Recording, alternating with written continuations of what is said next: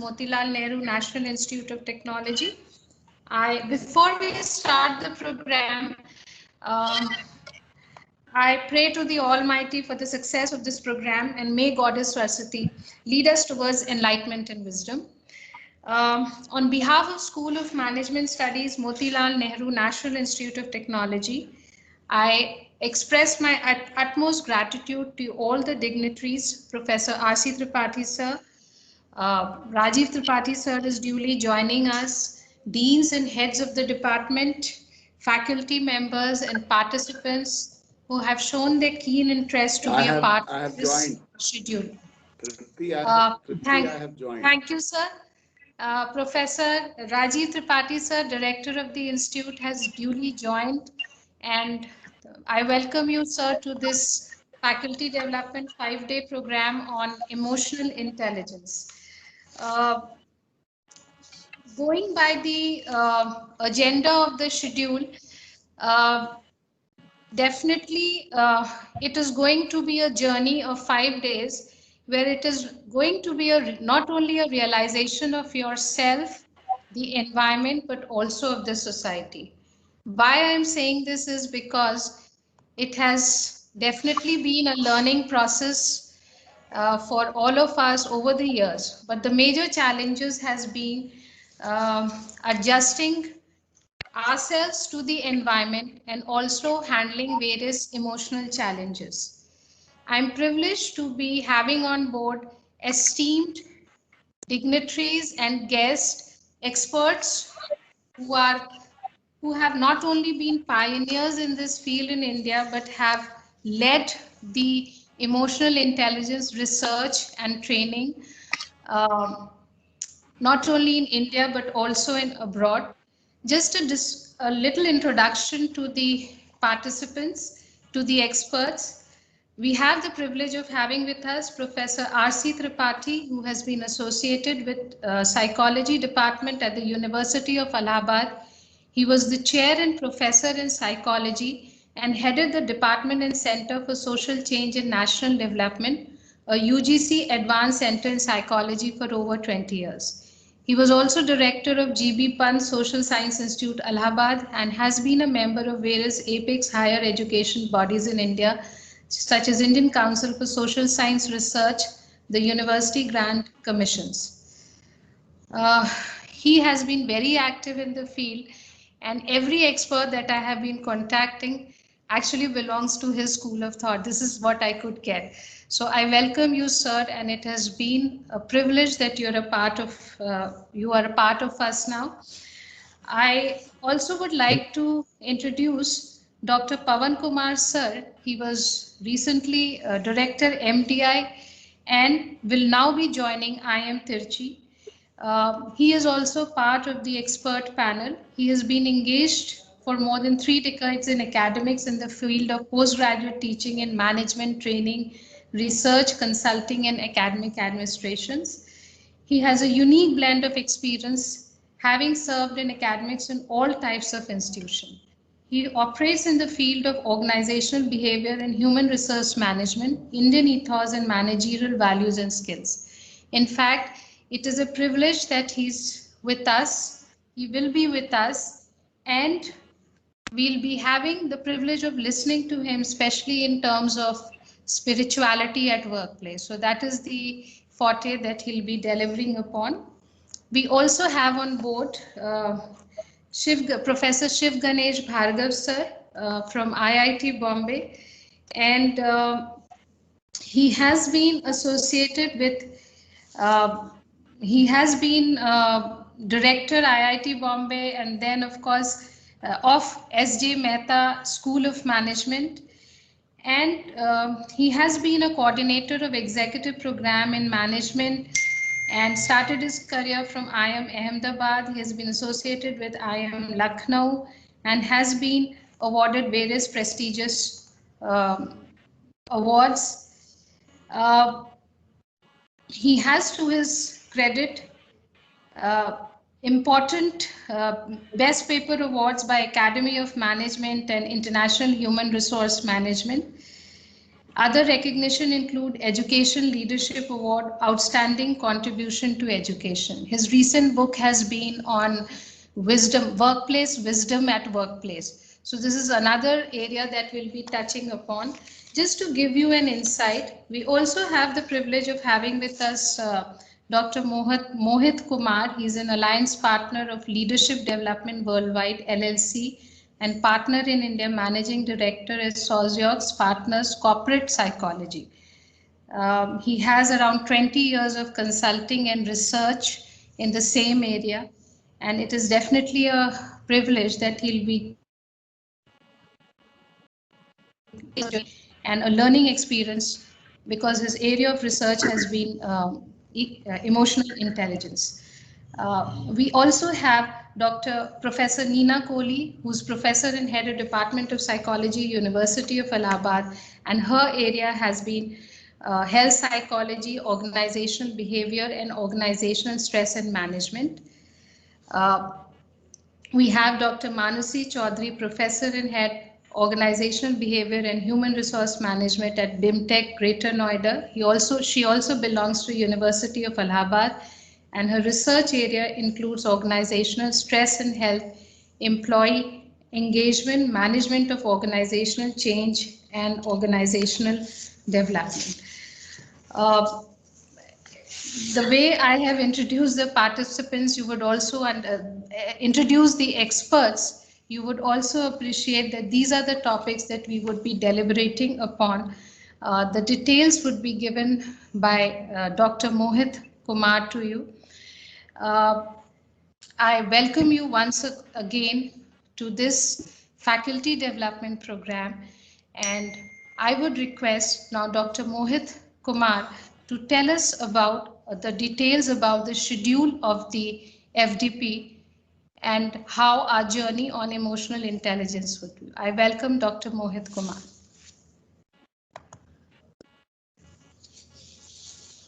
Thanks, Tripti. Very good morning to everybody. It's a privilege to be associated with ML and IT, particularly the School of Management Studies.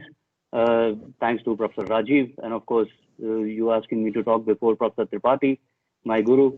It's a little difficult task to do it, but certainly I take the privilege, to be talking in front of Professor Tripathi.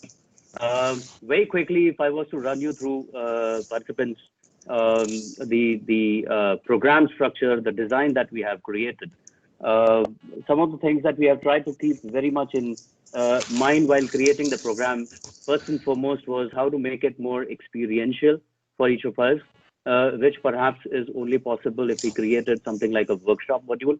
Though the constraints of being virtual, it limits us, but to the best possible, we'll try and make it more experiential and beneficial individually to each of us. So that's one of the critical things that we try to keep on our minds. The second thing is, as you can see, and what Dr. Tripti was sharing, the profile of the people on board who are going to be engaging with each of you is quite a bit of a balance of bringing the academicians and the practitioners, the research and the application, the theory and the practice of the topic of emotional intelligence. And which is where, when we intend to progress into this, of course, we start with Professor Tripathi to show us the light for the program, and that's where we progress, with which we move into understanding a little more of brass tacks about what is emotional intelligence, and moving there onwards, it becomes very important early on to kind of take away the myths of saying what is not emotional intelligence. Because I suppose very often there are lots of misunderstandings or misgivings about what emotional intelligence could be or could not be. Tomorrow, then we get started with the models of EI. There are different models and several models. This would also bring a little bit of research which has gone into this and a bit of historicity that we are going to discuss about. Moving further, Dr. Deepti is... Somebody said something? So I'll continue. And tomorrow's second half or the later part, Dr. Tripti is going to take us through, and which is, as I said, to make it more experiential, besides the models, we intend to put you through some kind of a self-reflection, self-analysis, a self-evaluation, and then to kind of get into understanding our own emotional intelligence. So this makes it a little more tangible as a takeaway for each of us. That's the idea.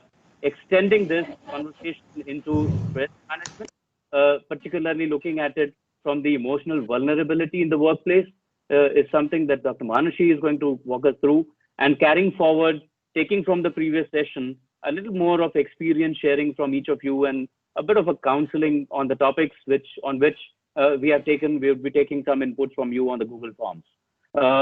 Extending this to the later part, practically by then we would have covered the half of the program when we start in terms of some of the approaches and methodologies. This is where we'll talk about the mindfulness, and mindfulness particularly about ourselves and also about social I mindfulness. request all the participants to please mute their mics if they are not speaking. Please mute your mics. Please mute your mics. I think some kids' class is going on in parallel. Anshu Nanda, please mute your mics. All the participants, it is my earnest request, please mute your mics. Yes, thank you. Yeah, thank you. So from there onwards, we have Professor Singh who would join us, essentially talking about the workplace's spirituality, to which we will try and extend it into the zone of emotional resilience. The idea is just about getting the methodology and processes by way of which we can, enrich ourselves and become better on emotional topics, as well as that we engage with others. Extending this topic, there is a beautiful aspect or research which has been running on the topic of destructive emotions. I will leave it as a mystery before it unravels. This is a significant research which has been going on by the International Consortium on Research for Emotional Intelligence, which Dr. Tripti is going to take us through. And then we have perhaps a session on ethics and morality, wherein Professor Gitika is likely to come in, and extending this into workplace wisdom, where Professor Bhargav is going to come in with a closure valedictory by Professor Gitika. So that's a broad schedule. As I said, the idea is as much that we can take you to take away or carry back from here in this program. If you have any questions, kindly keep posting in terms of chat box, and we'll try to address it as we progress. Thank you. Handing over back to you, Tripti.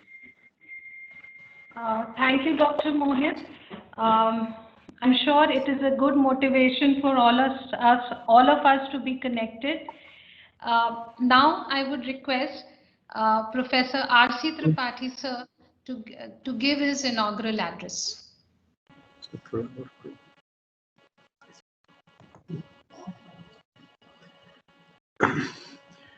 Thank you very much,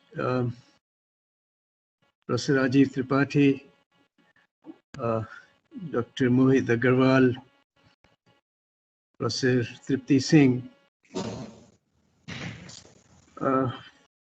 for inviting me to this very exciting program that you have put together. It's a cold morning here in Allahabad, and to all the participants, I extend warm greetings. My hope is that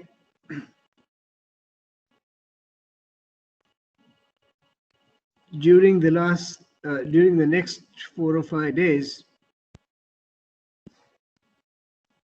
whatever you learn about emotional intelligence will bring you some cheer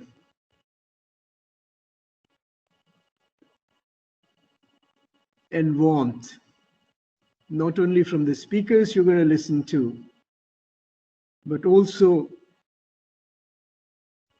from what you're going to learn from your peers. And I understand that the peers you have participating in this program are perhaps as knowledgeable as some of us. I was wondering why I was invited to this GDP, and I thought that one of the reasons may have been that the director of the institute, Professor Rajiv Tripathi, and the coordinator of this program, Professor Tripti Singh, may have thought, since I have the most number of gray hair, I'll perhaps also be able to offer words of wisdom. You know, in India, somehow age has come to be associated with wisdom. Maybe true, it may be false, I don't know. But I'm going to try. And I'm going to try by narrating a story to you that I read in one of the social media posts very, very recently, only 2 days back.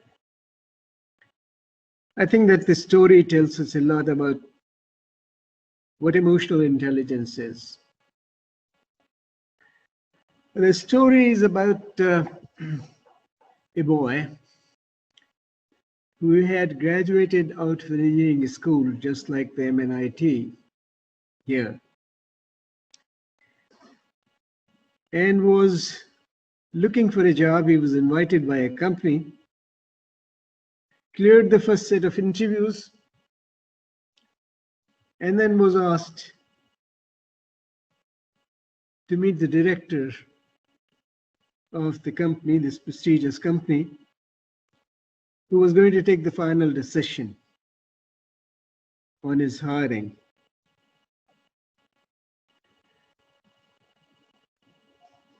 The first question which the director asked this boy was whether he ever had received any scholarship to support his education. The boy had not and said, "No, sir, I have never received any scholarship to support my education." He then asked him, "Well, in that case, probably your father must have supported your education." And he said, "Yes, my father did." The next question was very predictable and said, the director asked the boy, "What does your father do?" This boy very timidly replied, "Sir, my father washes clothes for other families." The director then asked him, "Have you ever washed clothes and helped your father?" And the boy said, "No, sir. My father always wanted me to study, pay attention to my curriculum so that I could do well in examinations. Never gave me a chance."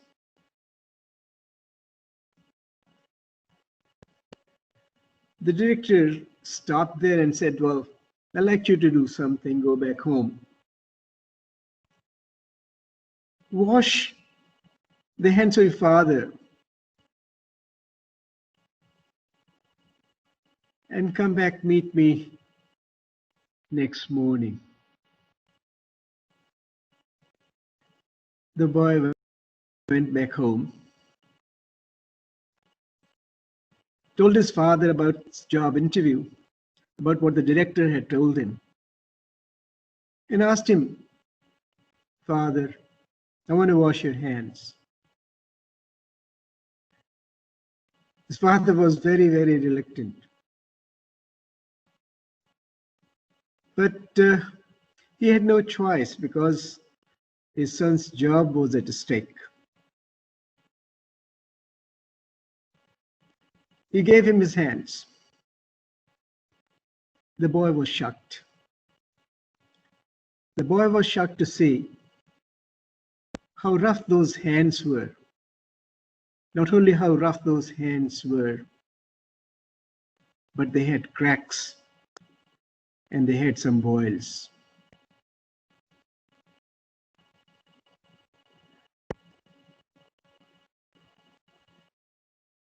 He started pouring water on his hands, and when the water would enter these cracks, his father would wince. Soon, it wasn't the water which was there in the pot which he needed. It was his tears coming out of his eyes which started washing the hands of his father. He knew that every boil that he saw on the hands of his father was behind every single academic achievement that he had in the college.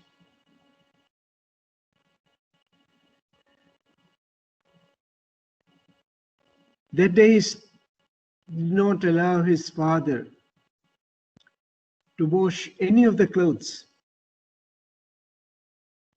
The father tried to stop him, but he did not. He finished all the clothes that were there somewhere, lying somewhere. And next day he reported to his director, who asked him, "Did you learn anything from the experience?" And the boy told him, "Yes, I did. In fact, I learned a lot. The first thing I learned was to appreciate. I appreciated the effort that my father had put in. I appreciated the difficulties he must have faced in financing my education.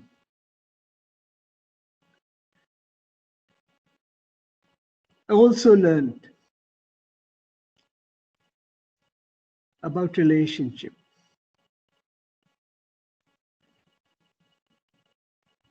The importance of relationship.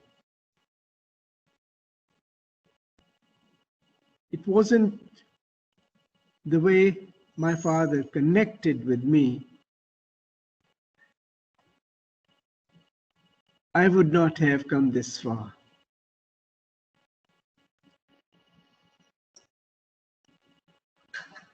There is a third thing which I learned, and that is that no job is easy. Jobs are difficult to perform, no matter what they are. What would you predict the director would have done based on the responses which this boy gave him? He was hired. He was hired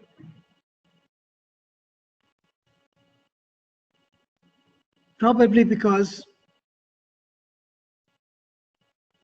the director knew that it wasn't so much what you had learned in the colleges. It wasn't the intellectual skills that you possess. What matters in organizations is something else.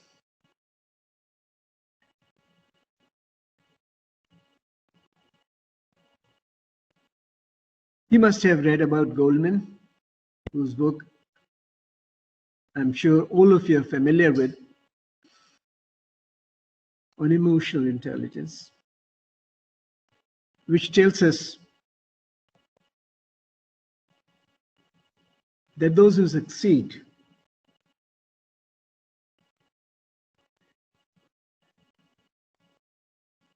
they're not the ones necessarily who are intellectually very bright. As a matter of fact, most people who get hired by organizations are about at the same level.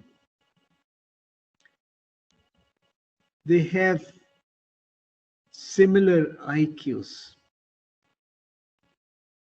What makes a difference?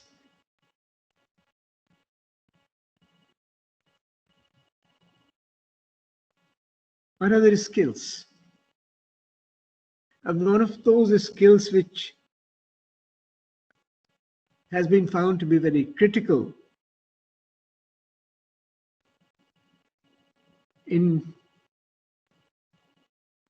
predicting success, whether it's success at the level of the persons or your own, maybe in your own lives,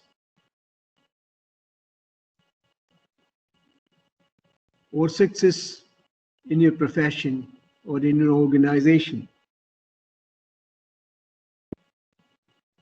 which Goldman called emotional intelligence.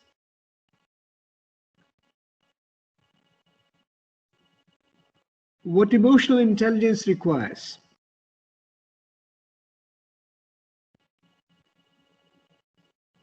is that you should be able to recognize your own emotions, what you're experiencing. Not only you should be able to recognize your own emotions, you should also be in a position to recognize how others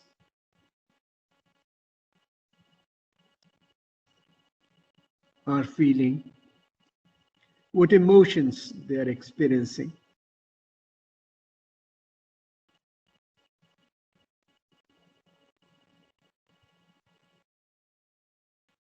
You should be in a position to control whatever negative emotions you experience. You should be able to relate to people, know when they're hurt, and not only know where they're hurt, where it's hurting, but go out and do whatever you can do to heal the hurt that they're experiencing. And that requires certain kinds of social skills which you need to have.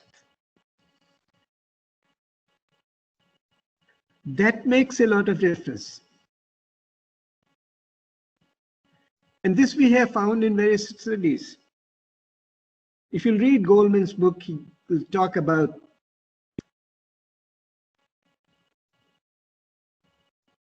that it occurred to him when he visited his school 20 years after he had graduated from it,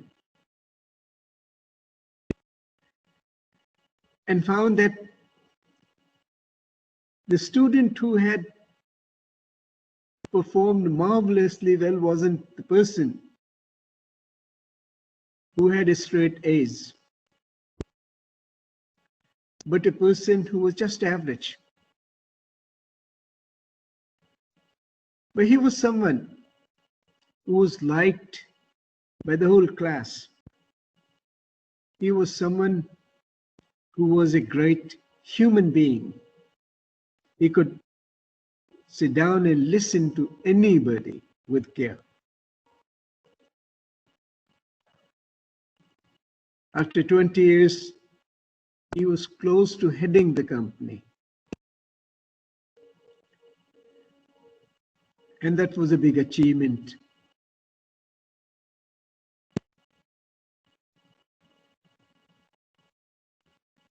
for this person. That set Goldman asking, now why is it that whatever you have learned, your knowledge, your cognitive skills do not contribute? And Goldman isn't the only one. We know that there are examples. You'll read in literature that there are IT companies. And in the IT companies,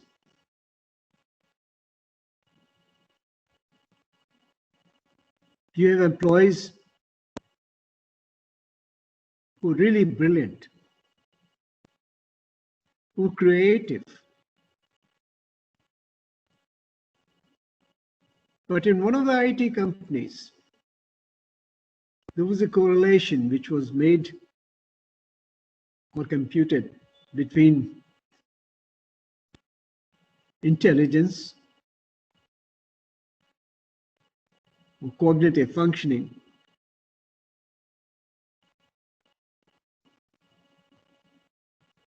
and success. And what did they found? They found that there was zero correlation between intelligence and performance. That may surprise you. What may even most surprise you is the correlation between emotional intelligence and job success was not only positive, it was high.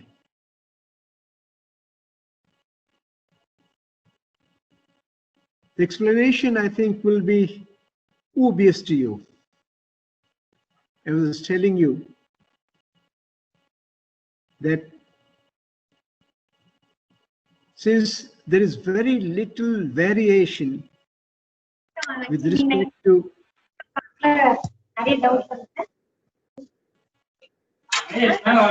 intellectual,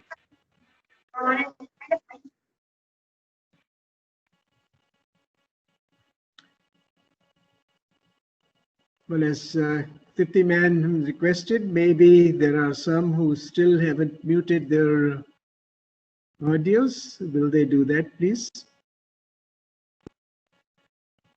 So it's what happens is that there is a floor effect. The floor effect is that everybody is about at the same level. And because there is no variance, the correlation comes out as zero.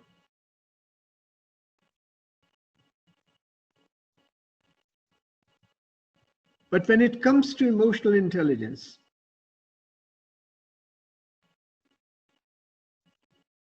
we find there is a great deal of variation. And we find that if IQ explains job success to the extent of 10 to 20%, even sometimes even less,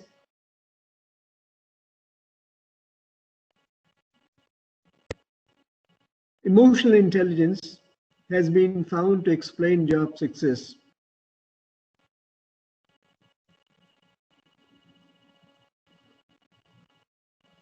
in about, to an extent of 60 to 80%, which is huge.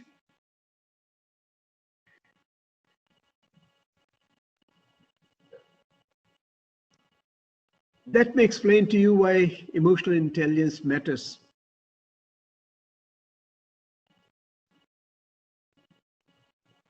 Not only in organizations of which you are a part, it also matters in your personal lives.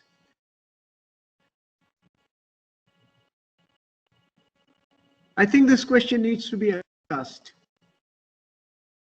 This question needs to be asked because we're seeing today that India has become the suicide capital of the world. It isn't only that it has become suicide capital of the world, but we also know that families have started disintegrating. There are more divorce cases that we see getting filed in the high courts today than it was the case earlier. So if we see families disintegrating, we not only see families disintegrating,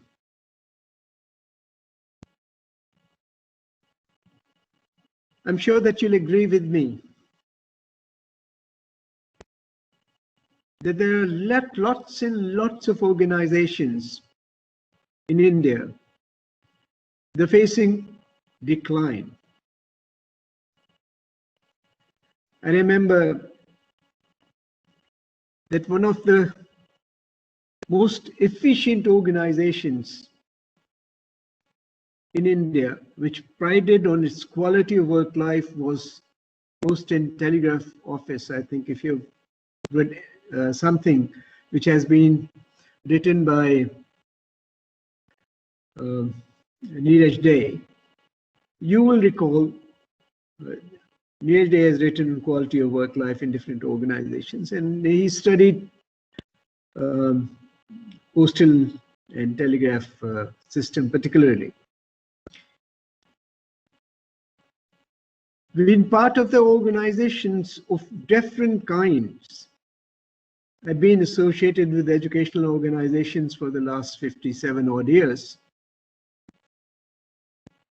And I've seen how educational organizations have deteriorated.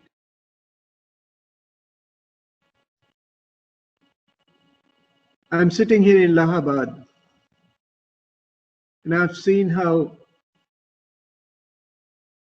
various organizations in the nanny belt have folded. It's no longer industrial belt. There are companies like GEC, there are companies like BPCL, there are companies like ITIs, there were other kinds of companies.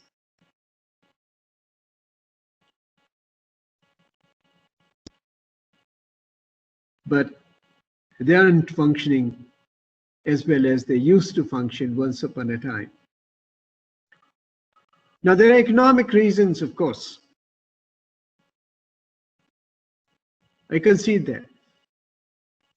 The question which arises is, are there other reasons? Have they failed on the human side? And because I believe that all organizations are human organizations, an organization succeed if they take care of the human side of the organization. I like to believe that somewhere these organizations which have declined or have failed, they have failed because they have not been able to manage the human side. And one of the most critical factors here happens to be that they haven't been able to develop organizations which had employees who were high on emotional intelligence and were able to create the kind of emotional climate which was required for excellent performance. The question which will arise here is, and I think that needs to be addressed, is Why call emotional intelligence intelligence?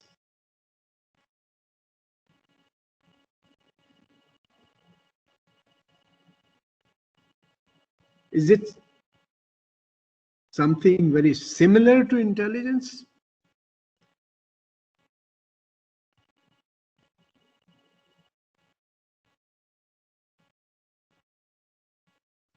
And I think it's a very genuine question. Some of us who are from psychology perhaps would know that intelligence used to be defined as an ability,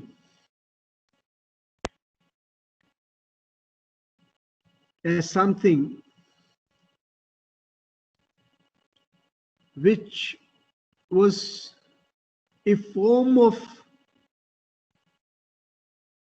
adaptability or adaptation to the changes which were taking place in the environment, or to the demands which were placed on individuals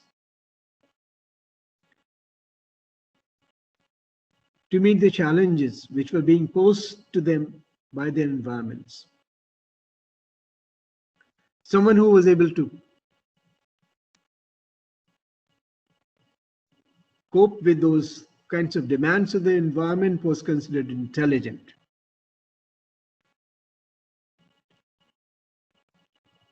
We call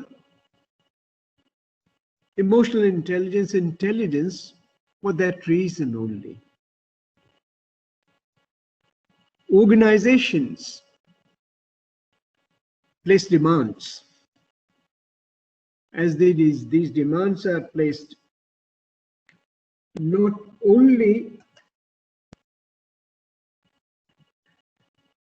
by the task which these people perform, but because these organizations are humans, and because organizations become organization in the first place because no one person can do the whole job.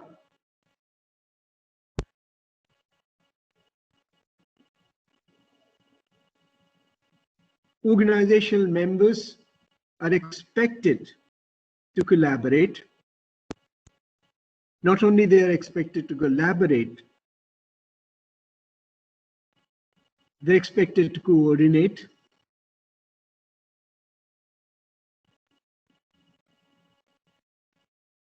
And it's in this process that we place, all the members of the organization place demands on each other. They expect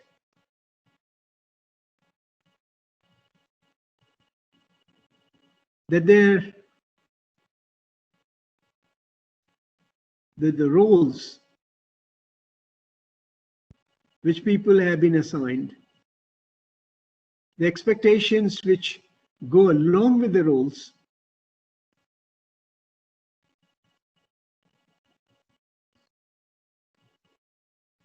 people who occupy those roles will perform, which will meet their expectations.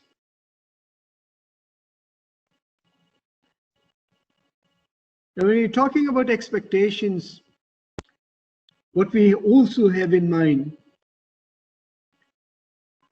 is this is just not performing your job in a ritualistic fashion. It will be more than in a ritualistic fashion. One expects you to do more than what you are expected to do. Now, if you're not doing that, there is a problem. If you're not meeting those demands, there is a problem. Emotions arise when those demands are not met, when you're not able to successfully adapt with the internal environment of the organization. And that's where emotional intelligence comes in, because emotions start running high when anyone fails to perform in the role that he or she has been assigned. Now, it's not only coping with the demands where emotional intelligence comes in.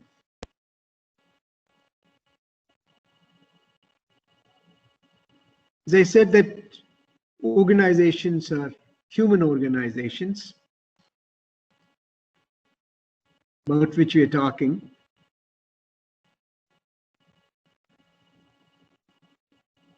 Another thing happens.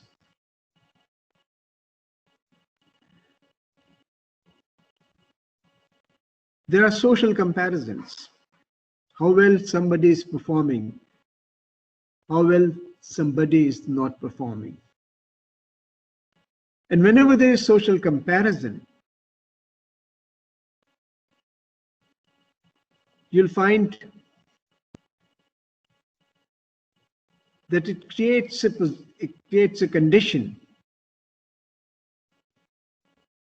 where the self-esteem of the person gets threatened. Self-esteem, as you probably know, comes out of the self-concept which gets formed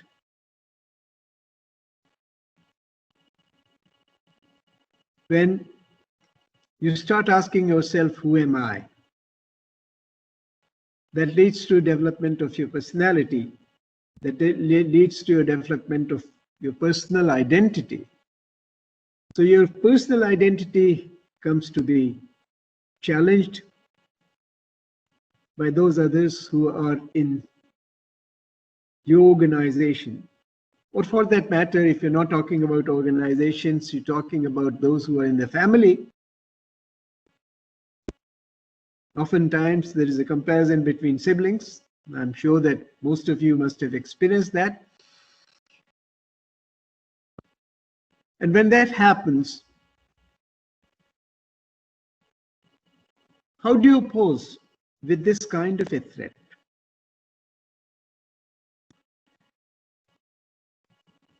What I'm suggesting here is that the process, which is very, very critical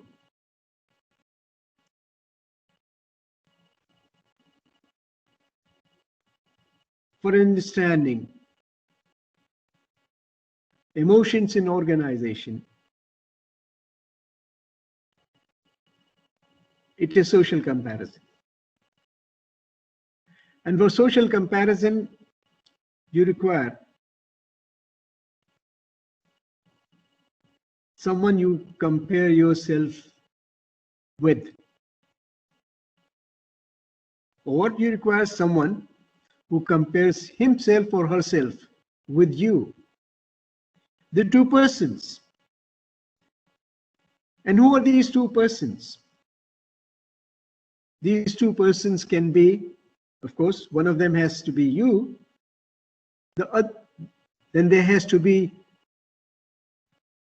the other person. It's the comparison between you and other.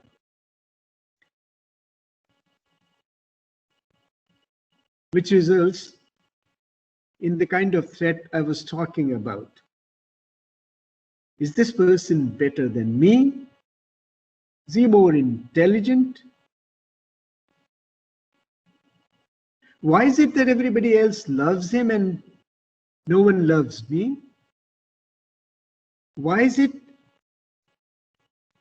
that he is recognized more than I am recognized for my performance? Why is it that this person gets rewarded more often than I do?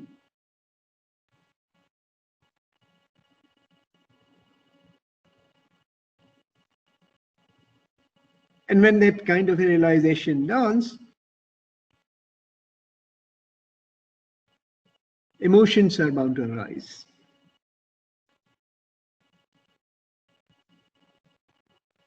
Such comparisons may be there not only you're comparing yourself with another person, but the comparisons also are there which are made on the basis of the group you belong to.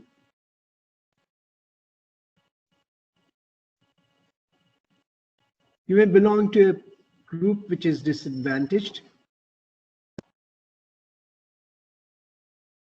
If you belong to a group which is disadvantaged, you may feel that the organization is not fair to you. I think in India you can realize that because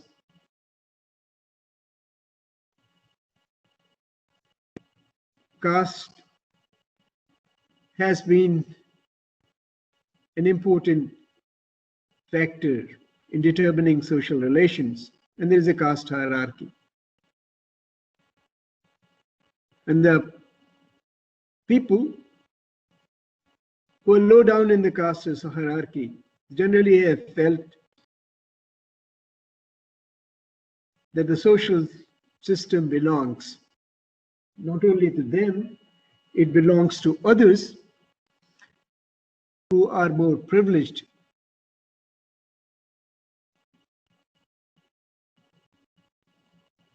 And as a result of the comparisons which they make, they feel relatively deprived. And if they feel relatively deprived, dissentment follows. How do you deal with dissentment? That will be a question which needs to be answered. The persons who are able to deal with it better, the persons who are not able to deal with it better. The first thing is, which I think is required here, is whether they recognize the kind of emotion which they're experiencing in the first place. Are they angry? Are they jealous of others?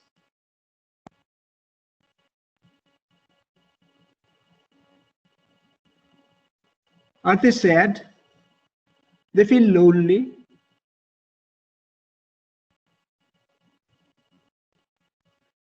If that kind of recognition is not there, that what I am experiencing, there's no way that you can manage the emotion that needs to be managed. If you're angry,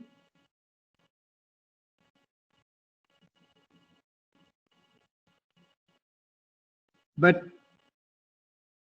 you do not realize that you're angry, there is a problem, because then you would not be able to manage that properly.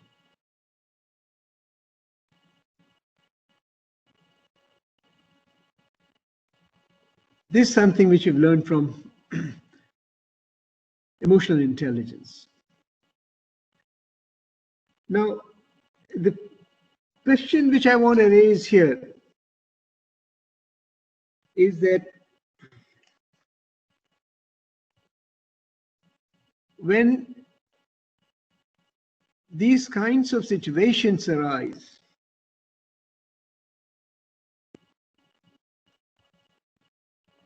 how do they contribute to organizational success?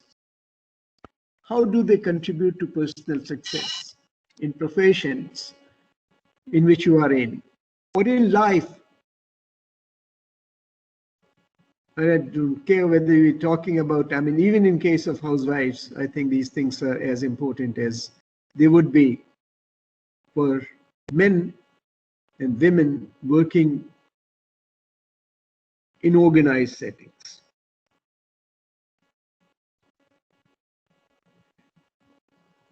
what happens is that emotions, once they arise and do not get managed properly, they create a kind of a climate, which is a negative climate.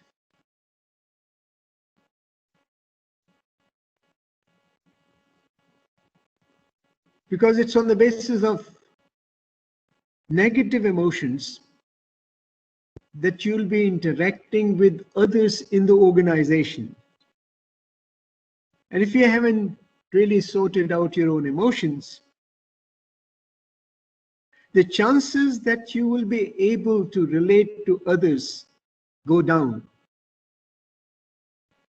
quite a lot.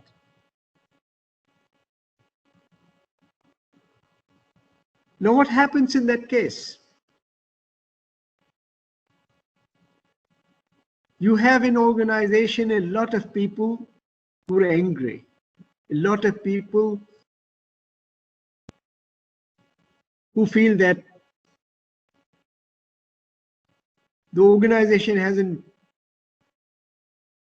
treated them well, has been unjust.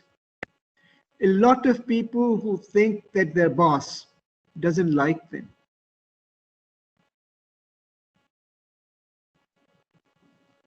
All of this is going to create a kind of climate which is a negative emotional climate.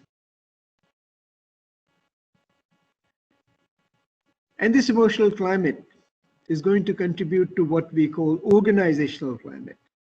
Organizational climate, which determines how organizational members perform in the tasks which they have been assigned.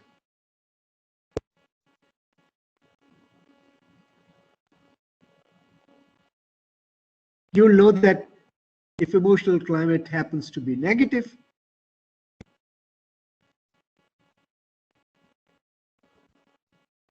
you will not expect that under such circumstances, an organization will be able to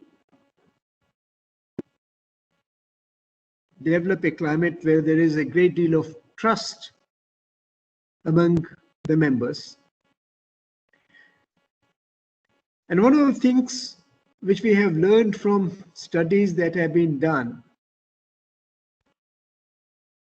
is that under such circumstances, you see people engaging in behavior which does not lead to positive outcomes, but leads to negative outcomes.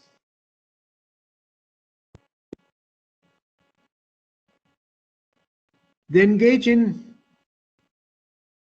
behaviors which are not based on trust, and because they are not based on trust, they're often manipulative behaviors, because here what happens is that the persons put their personal identities above organizational identities. And whenever that happens, when organizational members put their personal identities over organizational identities, something else happens. What we witness is organizational politics. People start looking for their own kind, those who are disgruntled,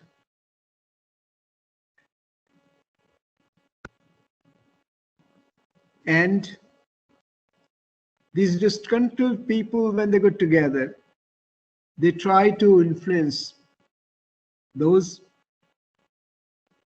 who are higher up in the organizational hierarchy. The other which comes to be created here, we have seen. For example, in a lot of organizations which face labor union and management conflicts, they face those labor management, these kinds of conflicts, because there is a clear divide between the workers and management. The workers have not been taken into confidence. They are not us, they are them. And when this divide is there between us and them, conflict is a very natural outcome.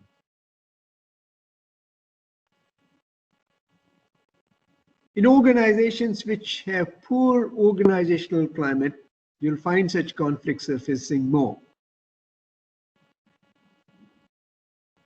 And I was saying that this happens because we haven't really paid attention to emotional intelligence of people. What's also possible is that may have happened because you have in organizations leaders who themselves are not emotionally intelligent.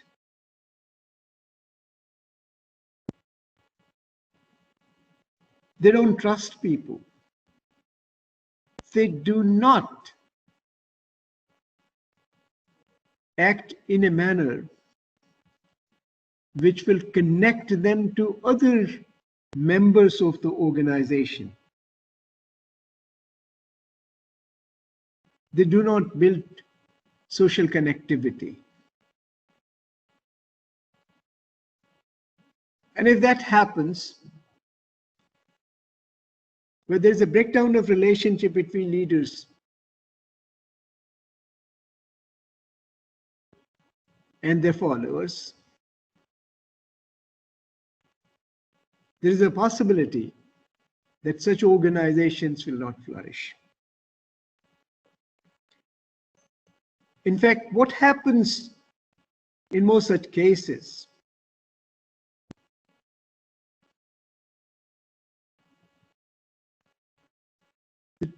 leaders themselves feel threatened. They feel that their authority is being challenged.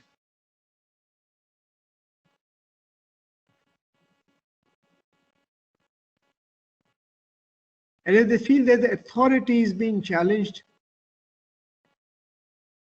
they try to be very assertive.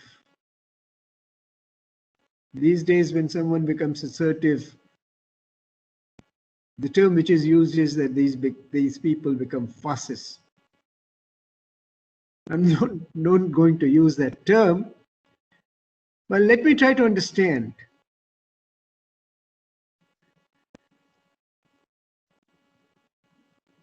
That leaders, if they differ on emotional intelligence, can really do tremendous damage to their organizations.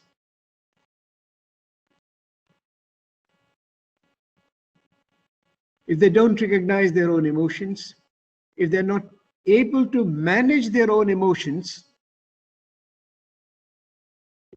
we saw that happening recently in the United States with someone who is the head of the country was not able to manage his own emotions.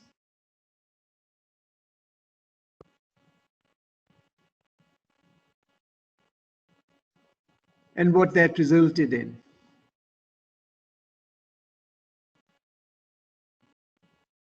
On the contrary, we have cases where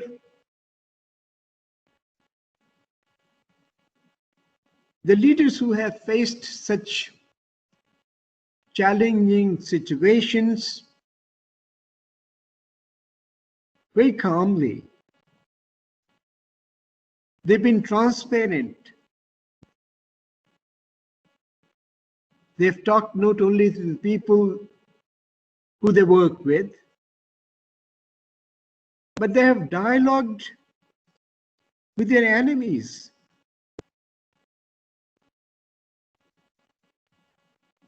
Now, wherever you have been able to make connection with your enemies, this kind of divide that exists between self and other, that disappears. What I'm going to do now is talk about a few more things. There is a lot, I think,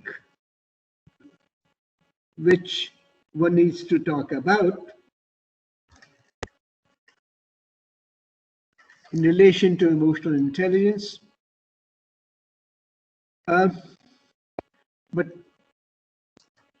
let me just talk about one more thing, which is that can we really cultivate emotional intelligence? We know that when it comes to IQs, when it comes to intelligence, general intelligence,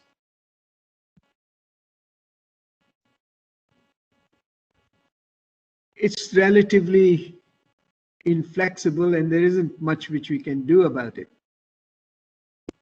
Fortunately, emotional intelligence is something which is flexible. It can be learned, it can be developed.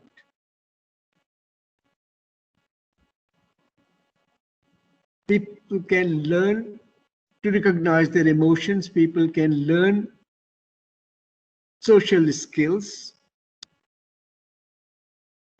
people can learn how to experience the emotions of others, be more empathetic.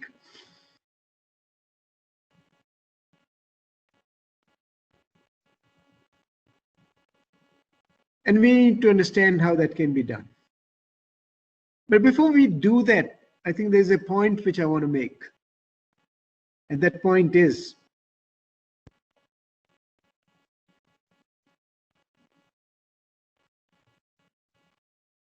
that we can become emotionally intelligent.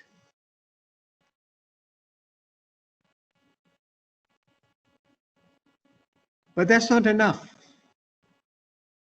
The question which you need to address is, how will emotional intelligence sustain?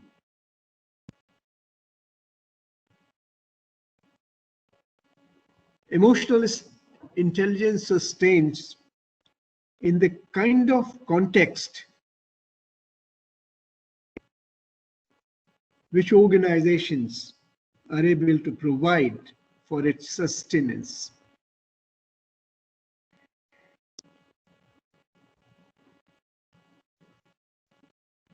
I consider that one of the conditions which is required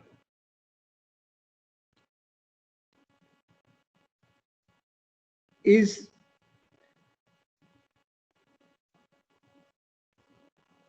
that organizations which are high on social capital, and by social capital I mean where there's a great deal of interpersonal trust,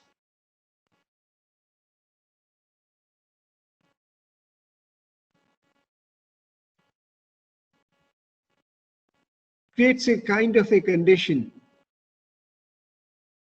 which makes it possible for people to learn about emotional intelligence.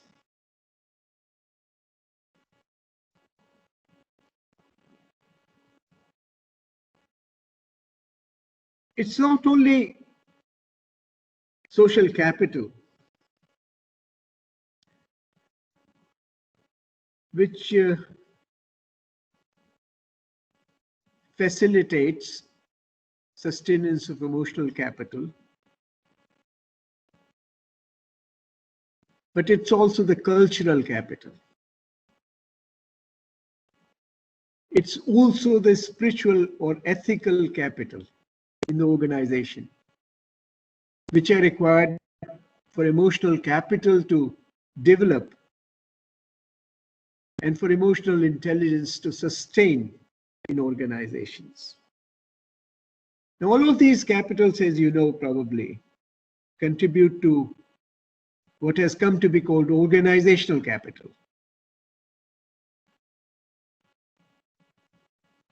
For a very long time, organizations have been assessed in terms of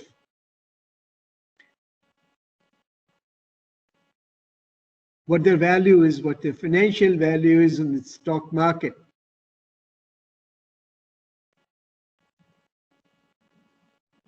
But we know it, that organizations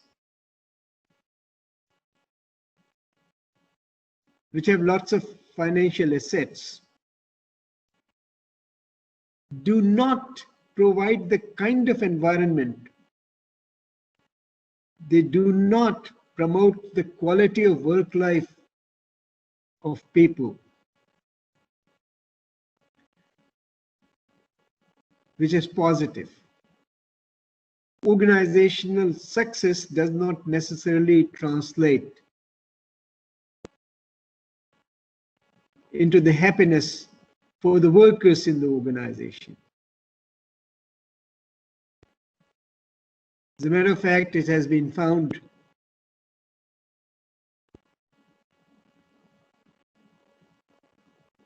that organizations which are high on a positive emotional climate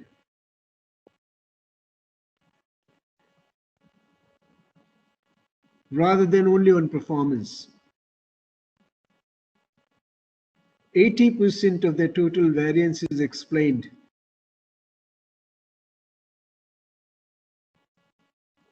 by emotional climate. So the effort should be to create a positive kind of emotional climate, and that can happen only when you have organizational members who are high on emotional intelligence. How can emotional intelligence be developed?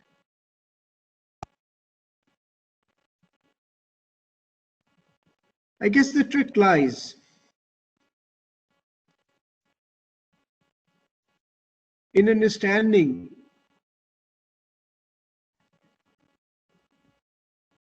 that people have to be active listeners. And when I'm talking about active listeners, I'm following what has been suggested by a very eminent psychologist, Carl Rogers. An active listener is somebody who listens to understand, who does not listen to refute. He isn't somebody who likes Arnab Goswami. There isn't the kind of debate which we see in the electronic media these days on any issue, where nobody listens to nobody. They talk past each other. Not only they talk past each other, they're there to refute each other. One may ask, why? We have not been able to resolve the kind of problem that we've been facing for the past 2 months, involving the conflict between the farmers and the government. They've been talking past each other. They have not been listening to understand. They have been only listening to refute each other. So active listening is something which I consider very, very important, because it's through active listening that you can create interdependencies. It's through interdependencies that order can come in organizations. Order, as you know, translates into entropy. gives you predictability. It adds to predictable behavior within the organizations.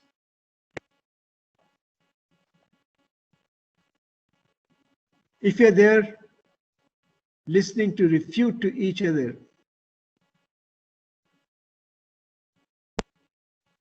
there is going to be no order. And the chances of people developing connectivity go down that much.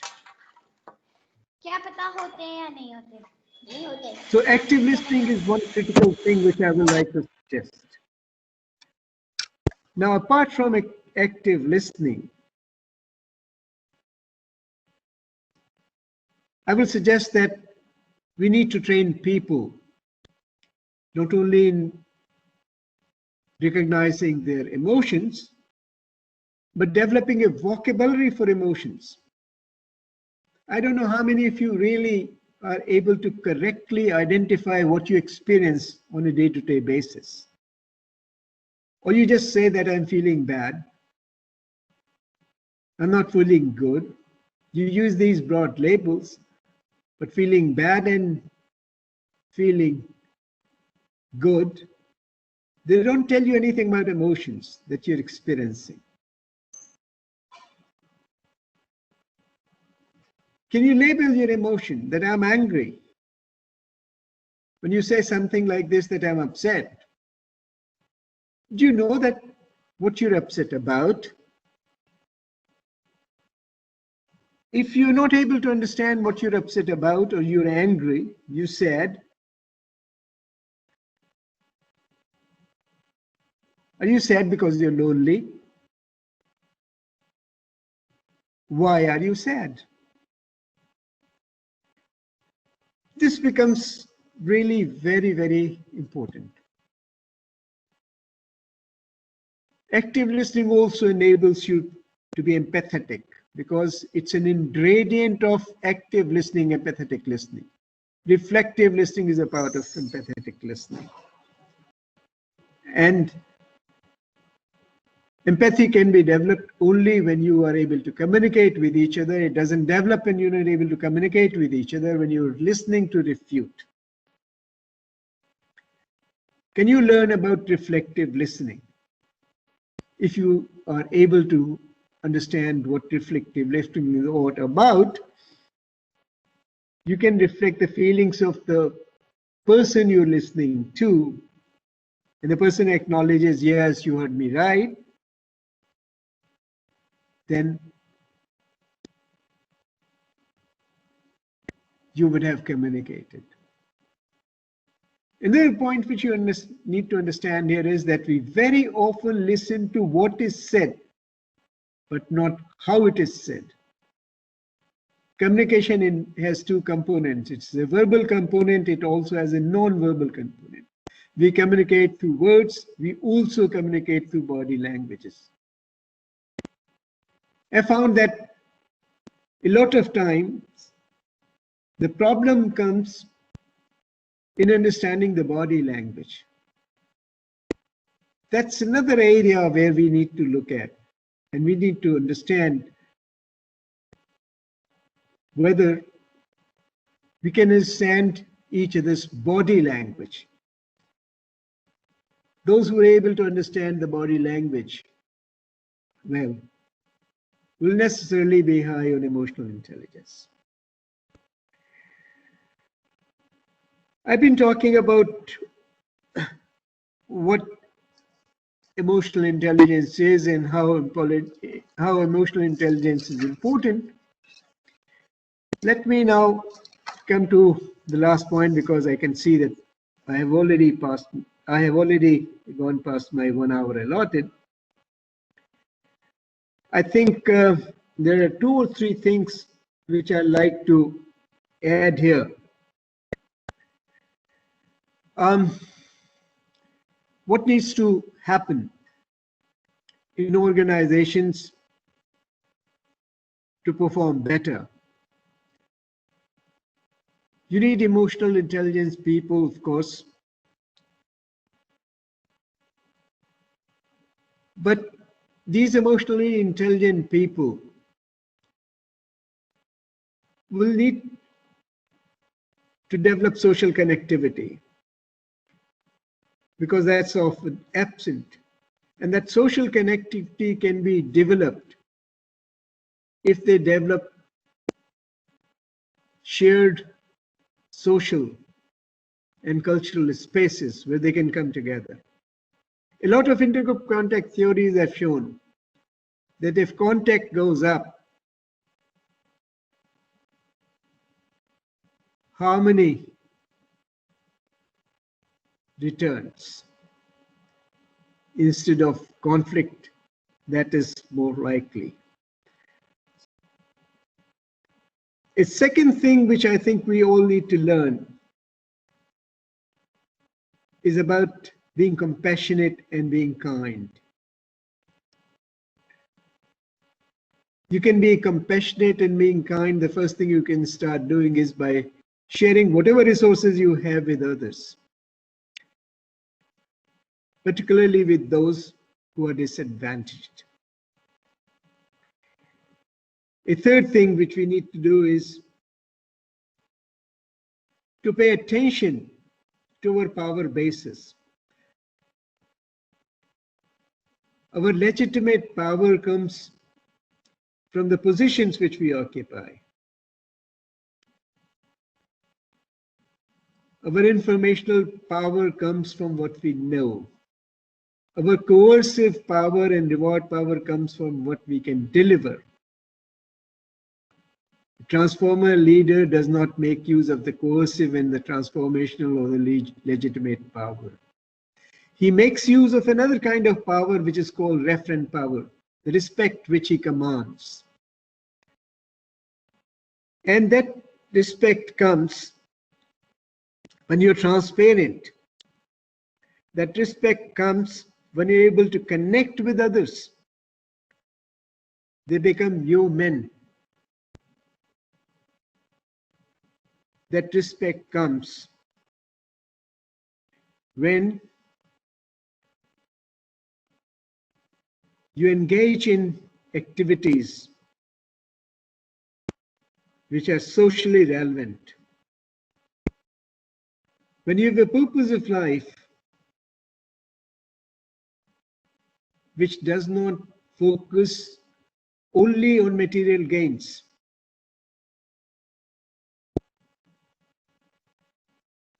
you're driven more by meta motivations and less by biological, social, and psychological motivations, as Maslow would have put it.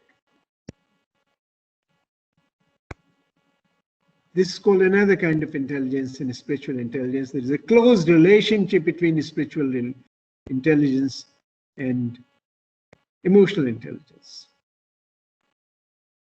Let me then summarize. I think what I'm trying to say is that emotional intelligence matters, as by now you would have read. I think you've registered for this program. You wouldn't have registered if you would have thought that emotional intelligence is a lot of humbug.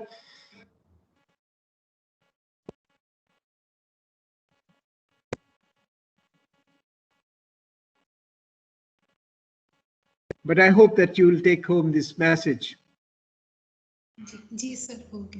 Learning about your own emotions, learning about the emotions of others, learning about how to create social connections. So mobile pe link भेज दे WhatsApp पे. And lastly,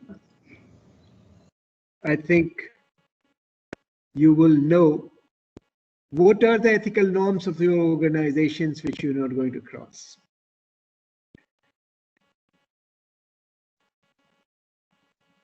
If there's one take-home message I like to give, I've been giving that to my students, is to start writing a learning diary. Write down what you've been experiencing, what you experienced on a particular day. How do you understand it? What emotions are involved? Why was it that you were able to manage or not able to manage your emotions?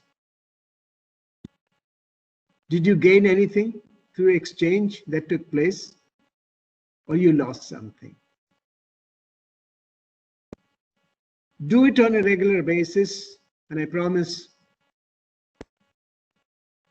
there is a lot you will learn about yourself, and there is a lot that you'll be able to contribute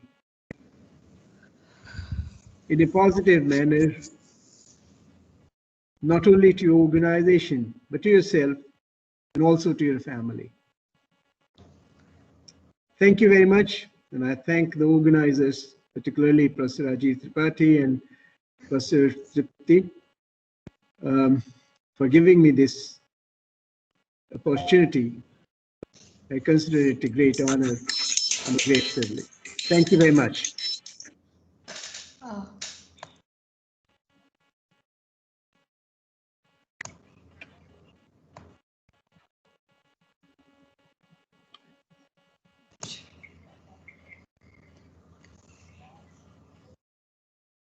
uh, Thank you, sir. I, uh, I, Tripti, I have joined. Ji, sir. So we were having a little glitch. Professor Rajiv Tripathi, sir, is with us and he has joined. Thank you, sir, for joining us. Uh, and thank you, Professor R.C. Tripathi, sir, for your thought-provoking insights and wisdom.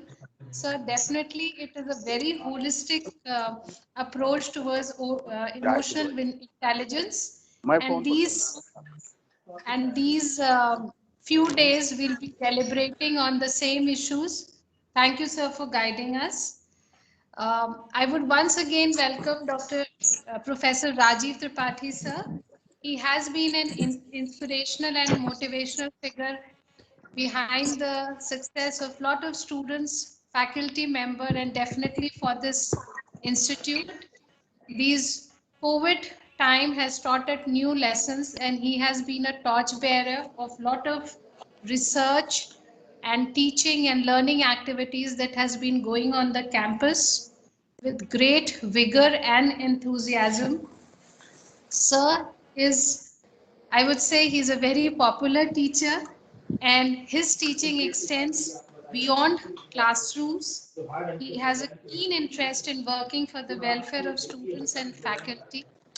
He has been very busy, sir, but I welcome you once again and request you if you could just share a few words with us. Thank you, Tripti. Am I audible? Yes, sir. Yes, sir. Okay. So, एतत् सभांतर्गत पंडिताग्रे वक्तुम समर्थापि न भारती में. Honorable Chief Guest of this inaugural session and all other distinguished resource persons, faculty members of management department, and my all heads and deans who have joined this inaugural session online mode. So what I said in the beginning, that etat sabhantargat panditagre, in this, on this topic, the galaxy of experts who have gathered here, in front of him, I am nothing. I am not able to speak on that subject. And not only speak on that subject, but also, am I audible? Yes, sir. Yes, sir. Yes, sir, you are audible, sir.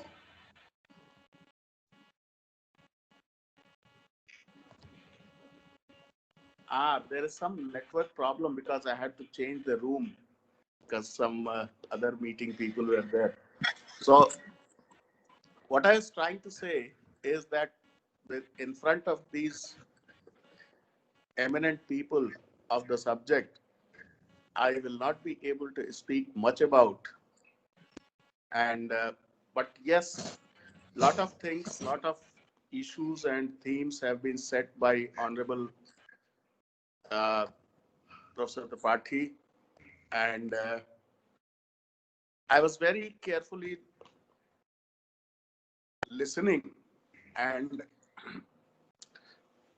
I was trying to place myself where I am in the last 4 years, the kind of challenges, the kind of things which in any organization one has to face in terms of uh, emotional maturity.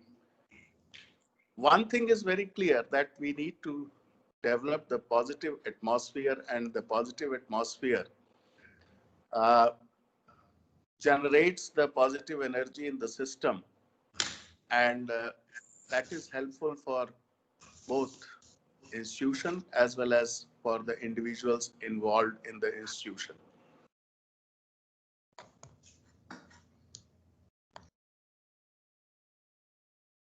Hello. Yes, sir, we can hear you, sir. अच्छा, ये बीच बीच में कुछ गड़बड़ हो रहा है. So, but on the other hand, we need to generate the sense of belongingness for the system among all the stakeholders. And that is where probably the challenge comes from the all the different stakeholders to the so-called leader of the institution. If the sense of belongingness is developed somehow, and that is where I would like to interact with Sir separately, because now it is about 4 years as director here, and many things, many factors, many issues came up in between, and with the blessings and teachings from people like you and the experiences, something went off in a positive direction. So this is good. This is one of the very interesting program which the Department of Management has organized for the faculty members and the participants from different institutions all over the country. I congratulate the department for taking this initiative, and I am sure that all the participants who will be uh, actively participating in this FDP, they will gain lot of things, and from such programs, from engineering side, we say that you learn, you practice, and here also you have to learn, you have to put these things, put these processes, put these procedures in your mind, and try to be active, attentive towards those issues whenever you are doing something. Manasa vacha karmana, you should always think about these tips which you are going to get. I know that this area is so interesting that within a period of 5 days, it is very difficult to cover everything. But at the same time, I am confident that the kind of people which are here to address you, they will generate an interest in the subject. They will generate the, I mean, the things in you which will further motivate you to take forward, carry forward this interesting area in your respective organizations, not only in your respective organizations, but first of all, you need to do these things, you need to implement these things in family, in your neighbors, in your society, and then if you start practicing here in your institution, the institution is also going to grow. Any institution or organization wherever you are working, if you have started practicing those things, starting from your family, starting from your neighbors, starting from your society, definitely you are going to contribute positively in the system or organization or institution wherever you are working. And what else? I think uh, beyond this, I will not be able to speak much on this topic. So, sir, thank you very much for your kind blessings to all the participants, to the management department, and once again, I congratulate the department and I extend my good wishes to all the participants. And unfortunately, due to this pandemic situation, both the things are there, positive as well as negative. Negative thing is that you are not able to visit our campus, see, have a feel of the campus. And the positive thing is that due to this online activities, we are able to attract uh, quality speakers for your interaction, which probably would not have been possible if it would have been in the physical form. I thank AICT for this sponsoring this Atal program in our institute. Not only this program, but Atal scheme has been taken up by all different departments also in the areas of engineering. And this is probably the first in the area of social sciences, especially on a very important topic. So I congratulate the department. I extend my good wishes to all the participants, and thank you all. Thanks, sir, for sparing your time and Uh, blessing us. Thank you. Thank you, sir. It is I express my utmost gratitude to all the esteemed dignitaries, Professor R.C. Tripathi, sir, for sharing his wisdom and his kind blessings. Thank you, Professor Rajiv Tripathi, sir, for your concerns, issues, and guidance. We wish to abide by the principles and high standards that you have laid down for the department, institute, for people around us, and for the society and environment as a whole. Thank you, sir. I would like to thank Dr. Mohit Kumar, Dr. Manusi Chaudhary, Professor Neena Kohli, and other distinguished guests. My utmost gratitude to my esteemed colleagues, respected heads and deans of the department, uh, the professors, and the participants for being a part of this inaugural session. Thank you, sir, for your kind guidance, and we wish to end the inaugural session now. There's a short break of, let's say, 5-10 minutes, and then we can move on to the next session. The next session will be taken by Professor Neena Kohli, and please stay connected because we'll be duly taking attendance after each session, which is a mandate for AICT Atal. Thank you, sir, for joining us. Once again, my gratitude to all the esteemed members. Thank you, sir.